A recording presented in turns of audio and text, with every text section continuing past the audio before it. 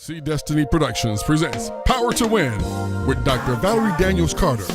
Expect a powerful half-hour broadcast that allows you to engage from the business world to the spiritual world, to be inspired and to be informed. Empowering, enlightening, mentoring,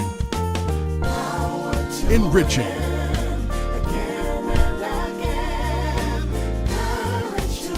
Like us on Facebook and follow us on YouTube and Instagram.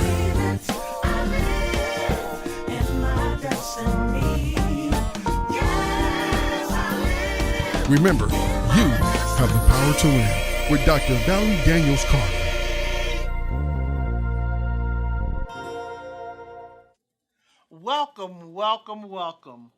Welcome to Power to Win. Let me take a moment and open this session of Power to Win in prayer with you tonight. Oh Lord, our God, how excellent is your name in all of the earth, from the rising of the sun until the going down of the same. Your name is worthy to be praised.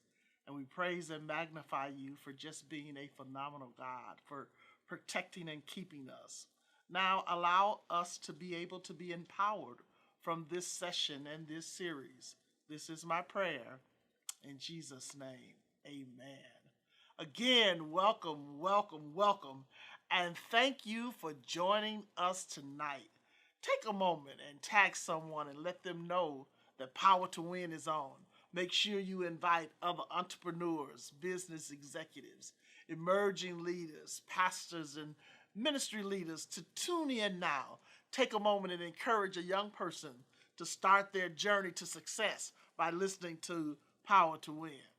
Our scriptorial reference for this season is found in 1 Corinthians 2:9. But as it is written, eye hath not seen, nor ear heard, neither have entered into the heart of man the things which God hath prepared for them that love him. The overall theme for this season of Power to Win is shifting paradigms to align with destiny. Shifting paradigms to align with destiny.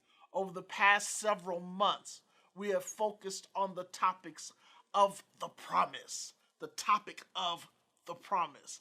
I entrust you have enjoyed the previous segments of this series. If you missed one, go back to my website, www.valeriedanielscarter.com. Again, that's www.valeriedanielscarter.com. And after selecting the Library Series tab, you can enjoy what has already been shared in relationship to this series. We've discussed the promise of wisdom and knowledge, the promise of favor and insight, the promise of peace beyond understanding, the promise of health, healing, and wellness, the promise of divine protection, and the promise of good success. And tonight we will finalize our focus relative to the topic of the promise of wealth and increase. The promise of wealth and increase. Dr. Garba and Carol Brown did a phenomenal job in sharing with us over the last several weeks nuggets on this very critical topic. I believe the combination of salvation and wealth is powerful and achievable for each and every believer through faith, focus, and humility. What did I say? It's achievable. How do you get it? Through faith, focus, and humility. One must be careful not to idolize your increase, but allow it to work with you and not define you. You should not allow your wealth or what your increase has brought to you to define you. You should use it properly.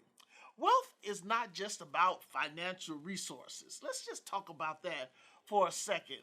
Now, don't get me wrong, financial resources are great to have and we all want them, but it's not just about financial resources. It's about responsibly balancing and managing various resources to obtain increase or knowledge. The wealth of knowledge and understanding, the wealth of financial worth, and the wealth of relationships are really important when we're dealing with the totality of life. Let me say those three things again. The wealth of knowledge and understanding, the wealth of financial worth, and the wealth of relationships. Those are three critical, what I call foundation points to the totality of life. Let's first talk about financial success. Financial success is often defined as the ability to achieve one's financial goals and maintain a stable financial situation. I'm going to say that one more time. A stable financial situation. It is the state of having enough financial resources to cover all necessary expenses while also having some left over to save for the future and to pursue some of your business or personal financial objectives. It's about being able to take care of your obligations and then having some to set aside to pursue after some personal goals or business objectives that you may have. If you're living from Peter or robbing from Peter, the way they say it, to pay Paul, and living from paycheck to paycheck, you need to go back and really define how you're spending what you have. And we're going to talk about that a little later on. I got something for you, a little story, a challenge that I gave to one of my employees, and they didn't believe it could happen until I showed them it could happen. One of the most important aspects of financial success is having a solid financial plan. And I know sometimes you don't want to take the energy and the effort that it takes to lay out your plan, and then you don't want to take the time required each and every month to measure yourself against your plan. But I gotta tell you, if you really want to be successful, you need to take time to lay out a financial plan of success for yourself, and then every week or every month benchmark yourself against that plan to see where you are. The more frequently you do it, the better off you'll be, because you'll know whether or not you're going to hit your targets by the end of the month. So if your goal is to save $1,000 by the end of this month, every week set aside $250. And then one week you might fall a little short and you can't set that $250 aside. Take care of your obligations and then maybe try to set aside $300.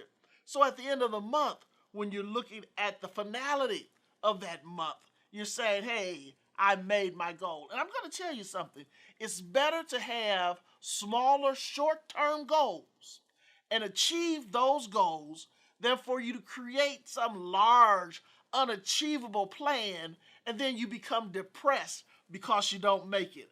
I'd rather see you save $50 a month and really do it than to say you're going to save $5,000 a month and never do it. Take time to outline your plan. It makes you feel good when you accomplish a goal. The plan should include a budget which consists of your income, your expenses, and your savings goals. It's not just about your income and expenses, but you need to have a line item in your budget that says, I need to set aside or save X amount of dollars every month. And allow that to be just like your mortgage or your food bill or your car bill. It's got to get paid. It should also involve a clear strategy for debt management, investment, and retirement planning. So this is, Val Carter talking to you all tonight on the real side. Very few people understand that you have to have a strategy around debt. You just can't create debt and more debt and more debt and not have a plan to how you intend to pay it off. Credit card companies will give you as many credit cards as you want.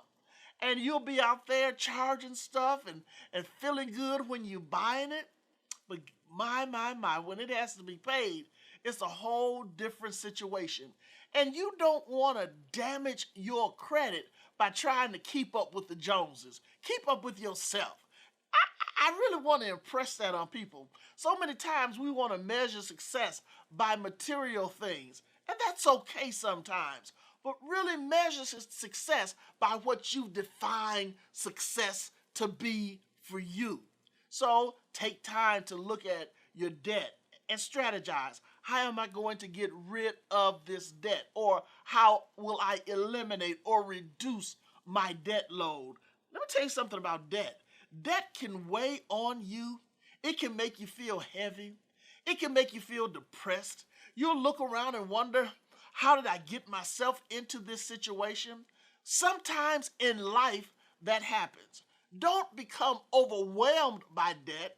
Set yourself up and rub yourself off and shake yourself off and say, I'm going to create a plan to eliminate or reduce this debt so it does not become a depressor, or I don't internalize it and allow it to affect my emotion or my spirit. Tell you something, and this is free. Y'all can take it for what it's worth, but I'm going to tell you something. In a relationship, there are certain things that can destroy a strong family or a peaceful home. And one is debt. The other is mistrust. And the other is the lack of communication and love. Y'all remember that, and y'all will have a happy home. Avoid them by any means possible, and it'll help your home. That was free. That was free. That was free. That was free.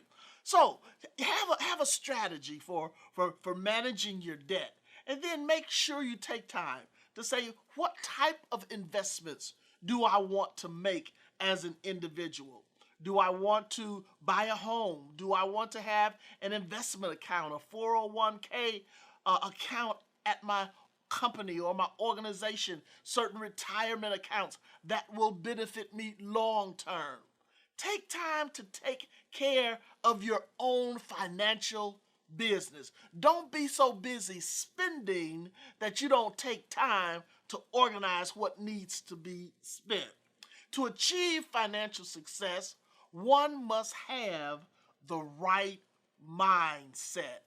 This includes a willingness to make sacrifices in the short term to achieve long-term financial gains. And I can tell you this from experience. You may see me now, but I can tell you that throughout my beginning career of a businesswoman, I made tons of sacrifices in order to set myself up for the future.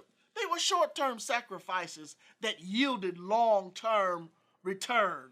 And that's what I'm encouraging you to do. Sometimes you may have to, stretch it out and work a little overtime, or you may have to stretch it out and make some sacrifices in what you buy. Everybody else is buying Gucci's. You might have to buy an Uchi for a while. But don't, feel bad. Just walk with them with your Uchi and won't nobody even know that it's not a Gucci. So, no, I'm just messing with you. But really, make and determine, how can I sacrifice? Maybe you can't, go out and buy alligator shoes, my brother, with red bottoms on them. Okay? Everybody doesn't have to know that, you're in a situation where you're making a little sacrifice. Shine up your leather shoes. Look good and strut just like everybody else. Hold your head up and move forward. It requires sacrifice sometimes. It also requires you being disciplined with spending habits and making wise financial decisions that align with your overall financial goal. Being disciplined and making wise decisions and having spending habits. In other words, this becomes a habit.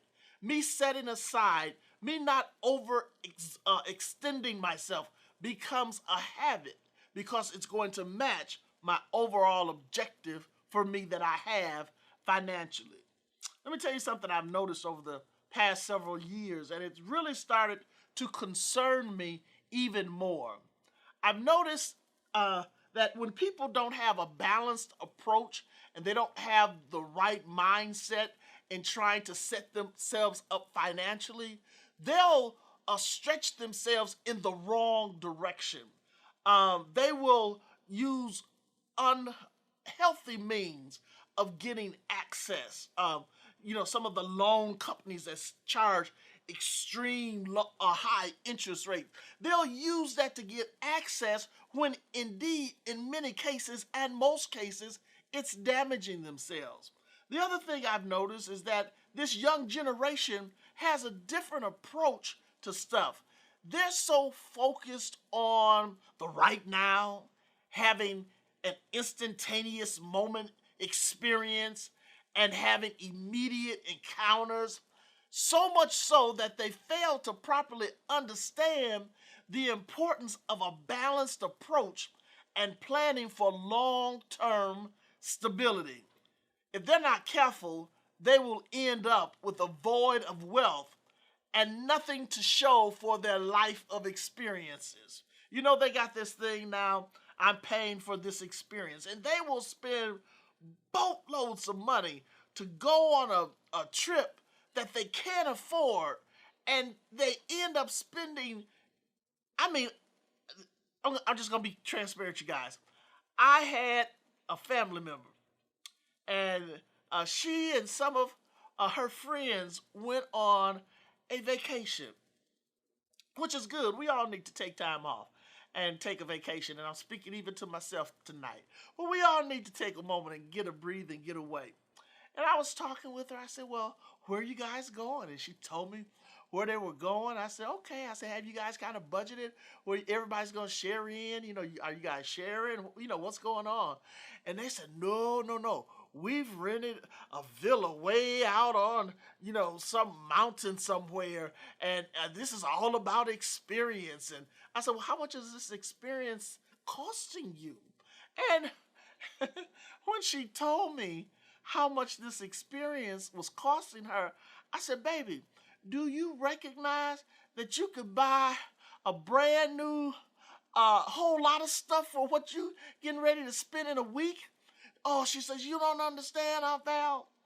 I'm almost getting ready to tell y'all who it is. You don't understand, Aunt Val. It's about the experience and having the opportunity. I said, let me share you something with you. Some of this stuff, with social media the way it is now, you can experience online and still have a whole lot of money in your pocket. It's nothing wrong, and I'm not saying there's anything wrong with having exotic vacations if you can afford them and if you don't need the money. But don't just do something to try to keep up so you can be in a room with other people and say, yeah, well, I went here and I did that. And, it didn't bother them to go there and do that, but you broke as Job's turkey when you leave the social event. Make sure you take time to understand what this experience will cost you, because the one thing I can assure you is that memories soon fade away, but you always need to eat. Achieving financial success requires a combination of hard work, dedication, and a willingness to learn and adapt. It involves you making smart financial decisions, such as investing in assets that generate positive and sometimes passive income. It requires you maintaining a good credit score. Don't damage your credit score. And if you by chance your credit score is already, messed up, take time to start repairing your credit score. I tell people all the time, I want to say 90%, I might even say 95% of people in the world get into credit jams sooner or later. It's recognizing, number one, that I've gotten in this credit jam, I've messed up my credit score, so now what can I do to repair my credit score? What can I do to make it better? Because bad credit costs you in every category. Bad credit costs you more when you go to get a loan for your house or for a car. Bad credit costs you when you get ready to go to get insurance. Do you know the difference of insurance costs when you have bad credit versus good credit? You can take a person with good credit and all of the savings that they will have compared to somebody that has destroyed their credit almost can make another income for certain people. It is so critically important that you take time to manage your credit score. Check it. See where you are. See what you need to do and work on it. Don't just say, well, it's bad, it's destroyed, and nothing I can do. No. Take time to work on improving your credit score and managing your debt effectively. You got an obligation that you can't pay. Call up the lender and say, look, let me work something out with you so that you have a history of repeated good payments with that lender. Manage your business. Don't let the business manage you. It also means staying informed about financial news and trends and regularly assessing or reassessing your financial plan to make sure you're still on track.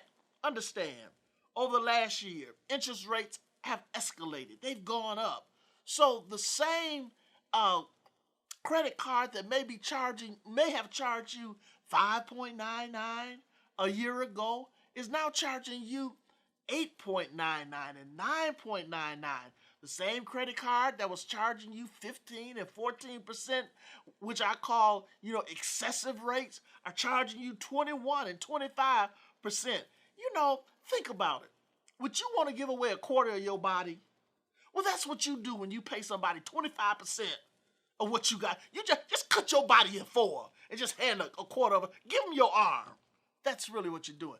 Think about how you're doing what you're doing. It's better to save and acquire things the way you can acquire them in a meaningful, safe way than to be reckless with your credit.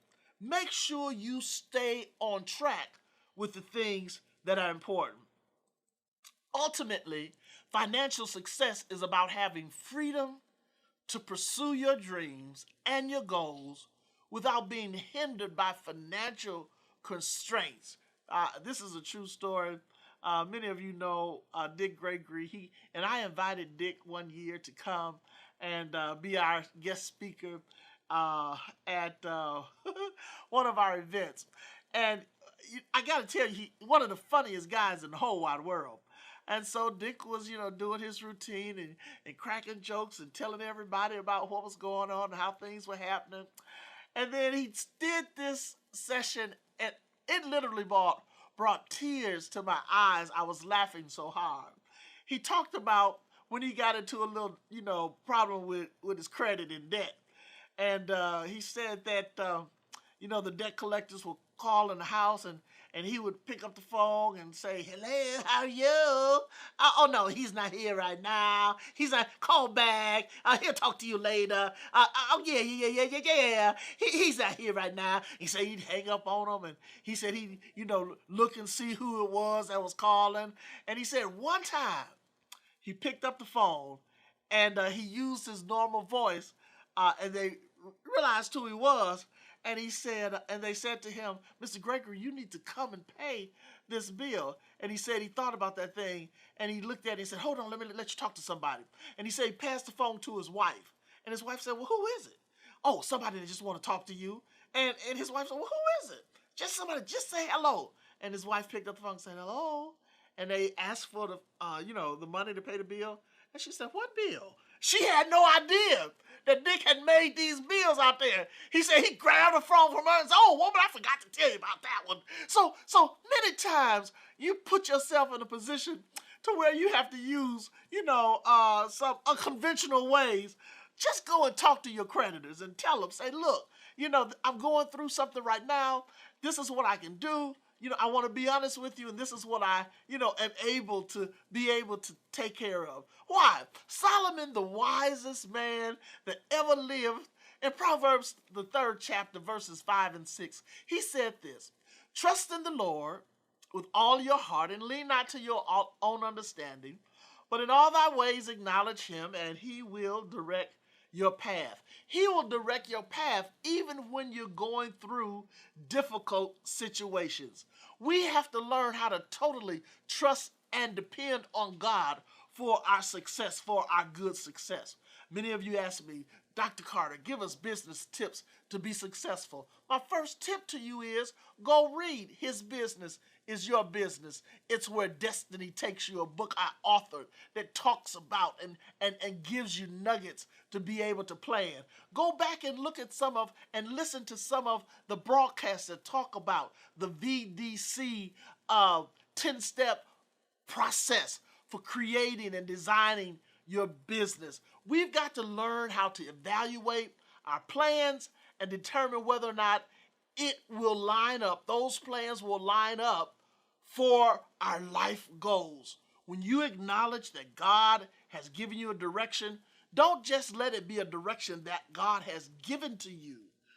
You have to take then that direction and put it in structure so that you will be able to access destiny. Well, my time is up. I wanted to share a story with you about financial health, but I don't have time. I'll just give you this little nugget, and maybe one time I'll be able to share this story about financial security. I had an employee that worked with me, and she told me, and I was working with her on her financial structure.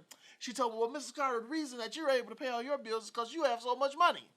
I said, no. I said, if I had your paycheck, I'd be able to pay my bills because I would know how to reduce my bills to manage through my season of making this happen. She says, oh, no, you couldn't take this check you giving me and pay your bills. I said, let's do this. I said, for 6 months, I'm going to make my salary your salary. Now, I'm not going to make my salary your salary. Let me say that. I said, I'm going to make your salary my salary, but I'm not going to make my salary your salary. I said, but I'm going to reduce my salary to your salary, and I'm going to live, and let's see who has the most money after 6 months.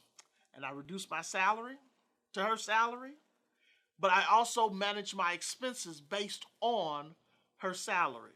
And after 6 months, guess who won? I won. Then I raised my salary back up. But anyway, all I want to tell you is that life can be fulfilling. Don't overextend yourself. Learn how to define your own path, and everybody's path is not going to be the same. Use the resources that God has given you to be able to fulfill your life, and be happy with what you have, because greater is He that is in you than he that is in the world, and He will allow you to have greater abundance. The key to getting greater abundance is when you give. Be a tither, when you pray, and when you fast. My time is out. Let me close in prayer with you. O Lord our God, how excellent is thy name in all of the earth. From the rising of the sun until the going down of the same, your name is worthy to be praised.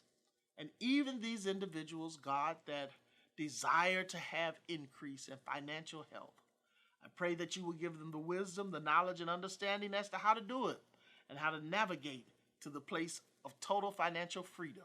This is my prayer in Jesus' name. Amen. Thank you so much for joining with me tonight. You don't want to miss a single Tuesday night. I'm looking for you to join me next week.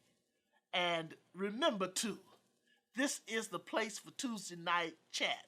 And start your chat party every Tuesday night. The promise is yours for the asking. Remember to like us and follow us on Facebook, Instagram, and subscribe to our YouTube channel. And remember to visit my website at www.valeriedanielscarter.com. Until next Tuesday, and God bless you, and know that you have the power to win. We're so glad you joined us tonight. Please like us on Facebook and follow us on YouTube and Instagram. We look forward to seeing you next week. Remember, you have the power to win with Dr. Valerie Daniels Carter.